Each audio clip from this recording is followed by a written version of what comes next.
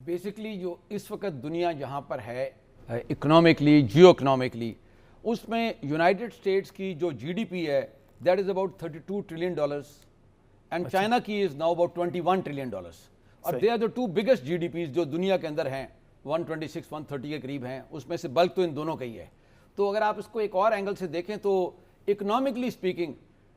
اگر چائنا کی جی ڈی پی اور بڑھ جاتی ہے جو کہ بڑھے گی اور بڑھ رہی ہے and catching up with United States and United States کا یونیپولر آرڈر بھی ڈکلائن ہو رہا ہے اور چائنا اگر اس کی اکانومی اتنی ڈکلائن نہیں بھی کرتی تو چائنا کی تو اوپر آ رہی ہے کافی. تو ان another form it will be a bipolar world,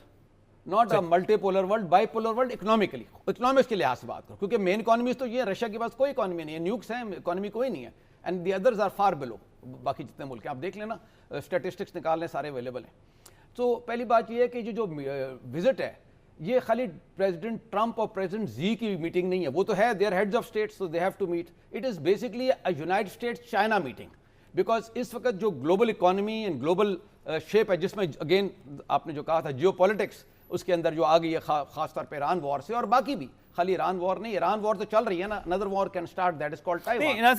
تو اس کے اندر جو مین ریزن ہے نا جی وہ اس کے اندر ان کی جو بات صحیح ہے کہ اس میں ٹریڈ کا فیکٹرز ہیں, اس میں ٹیکنالوجی ہے, اور اس کے اندر وہ کہتے نہیں ہیں مگر ایک چیز جو دونوں میں ڈفرینٹ جو بہت بڑا امپورٹنٹ فیکٹر ہے the world should consider is called AI.